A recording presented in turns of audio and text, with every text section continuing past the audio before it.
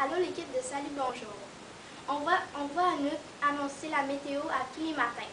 Parfois il fait soleil et parfois il pleut.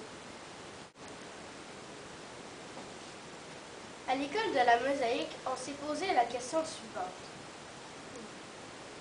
Mais pourquoi pleut-il? Et comme 250 têtes valent mieux qu'une, voici ce qu'on a découvert. L'eau s'évapore, se condense et se précipite continuellement dans un cycle sans fin. Les nuages voyagent grâce à la force du vent. Au fur et à mesure que le nuage se déplace, il se gorge de vapeur d'eau. Lorsque les gouttelettes d'eau sont devenues trop lourdes pour rester dans les nuages, elles tombent et c'est ce qui fait la pluie. On appelle cette étape du cycle les précipitations. Lorsque l'eau touche le sol, une partie est absorbée par le sol ou les végétaux. Le surplus d'eau s'écoule vers le cours d'eau et c'est ce qu'on appelle le ruissellement. Les végétaux sont aussi importants dans le cycle de l'eau car ils pompent l'eau des sols avec leurs racines et ils relâchent ensuite de la vapeur dans l'atmosphère.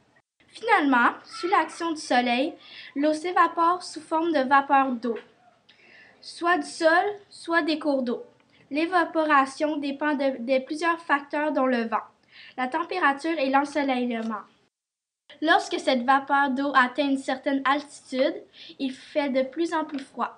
Alors elle se condense en fines gouttelettes et forme les nuages.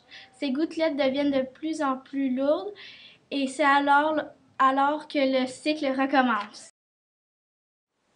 Maintenant, je comprends mieux d'où vient la pluie. C'est tellement plus clair lorsque c'est expliqué d'une façon aussi dynamique. Dans notre école, les profs et les élèves participent avec plaisir à de beaux projets comme ça. Ça représente bien notre thème de l'année. Mon école m'appartient et je m'y sens bien. Bonne année scolaire!